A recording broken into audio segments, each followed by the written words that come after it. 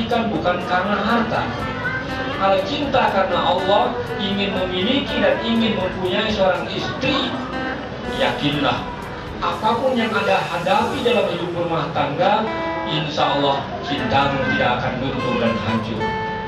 Kemudian yang kedua, kata Imam Ghazali, ta'awun, saling bantu-membantu atau saling tolong-menolong.